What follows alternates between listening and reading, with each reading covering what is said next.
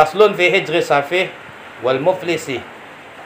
Faslun tawi iki fasal ing dalam jelasaken hijir wong kang bodho wal muflisi lan wong kang bangkrut.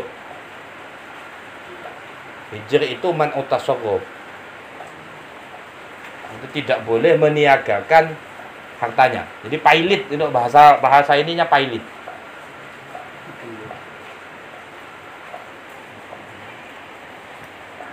Lughatan ing dalam bahasa al-man'u iku nyegah. Wa syar'an sedangkan secara syariat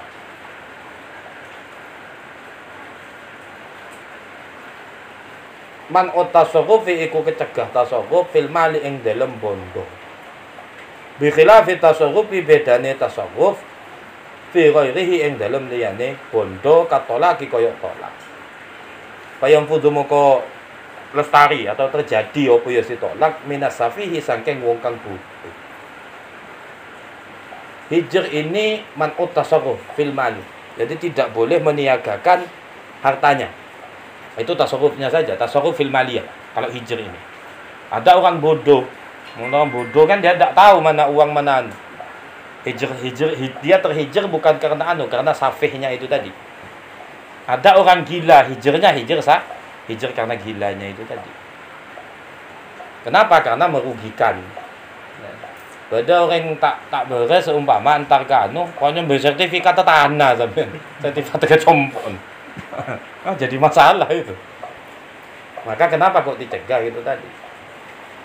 Tetapi kalau selain tasarruf maliyah, seumpama orang safih, orang bodoh yang bodoh ya, dia nelak binina, maka telaknya terjadi. Kalau selain tasarruf maliyah terjadi. Tapi kalau tasarruf maliyah orang safih tidak diperkenankan.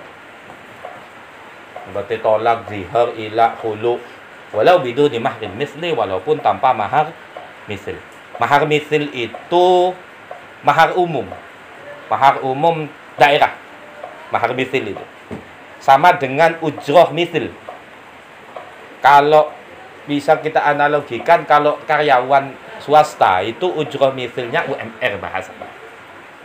Umumnya kan seperti itu. Kalau karyawan-karyawan pabrik, ujroh misilnya kan tidak sama. Per daerah kan tidak sama.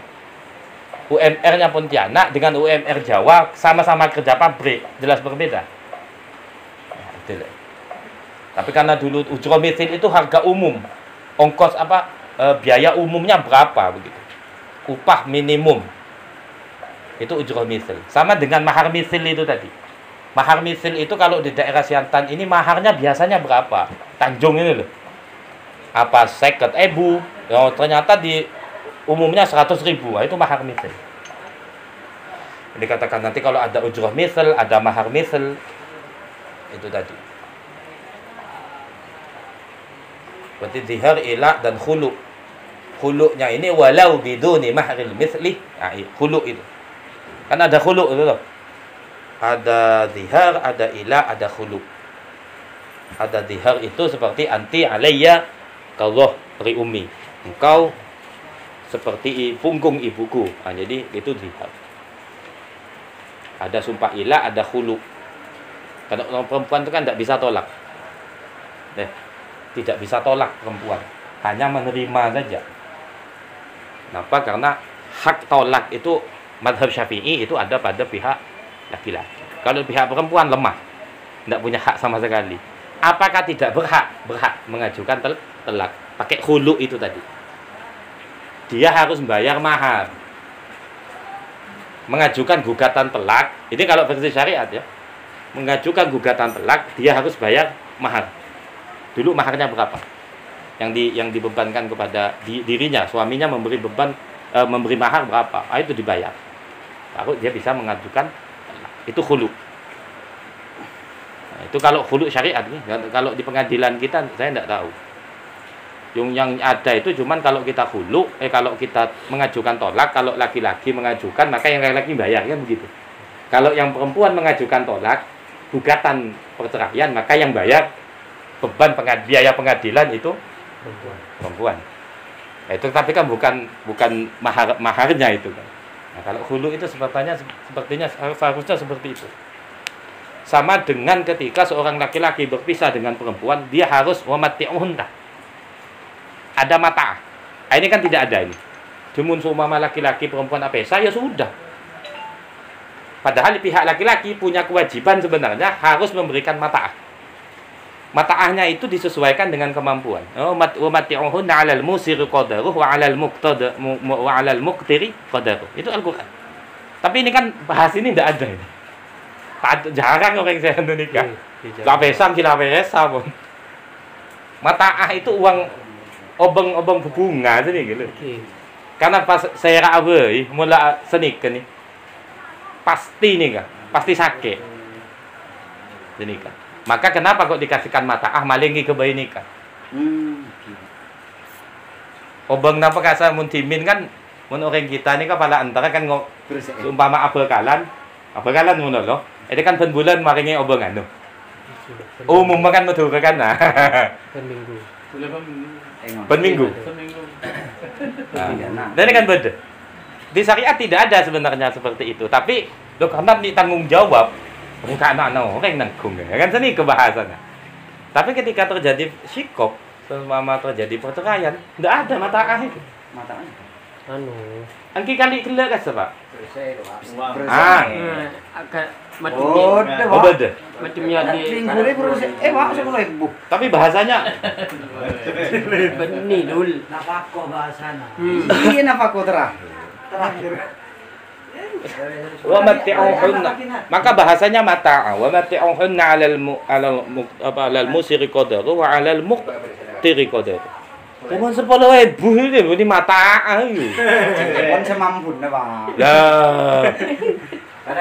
Kadang beli gue biar. Logika harus seperti itu. Dan ketika terjadi terjadi perpisahan, maka tanggung jawab ayah itu ada. Kalau kata-kata mau lepek udah lah hilang selaki. Saya tak tanggung jawab sama sekali. Itu kalau jadi Manabi Islam sekali ini ke saya ada di mata, dikasih mata. Kalau kita kan tidak susah kalau ini. Dia harus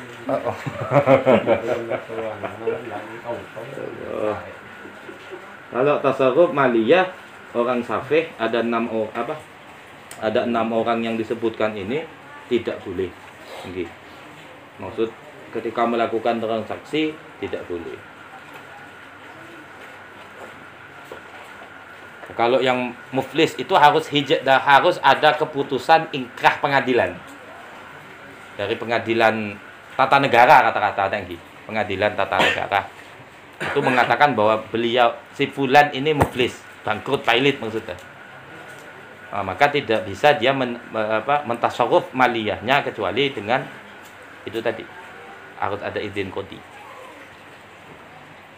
Jadi pailit pembangkrutan umpama. Kalau yang sobi itu tidak harus hijir dari qadhi, tidak harus ada surat dari qadhi. Tidak harus ada surat ingkrah. Keputusan mengikat lagi. Keputusan mengikat dari qadhi. Kalau hijir muflis, hijirnya tadi muflis itu harus lewat pengadilan. Sedangkan kalau untuk anak kecil sobi ini. Nah, anak gini ngomong umur 2 tahun ngobengi anu kan tak sah itu. Peste 10.000 orang Palembang. Bung Bali no. Sobong Bali nah. Coba apaan sibuk gimana? Itu untuk masalah hijr itu saja. Selebihnya kalau menabi beda kesalahan nanti bisa bisa di cross check ya. Bisa dikomentar. Wallahu a'lam bishawab wa ilaihil marji wal ma'ad.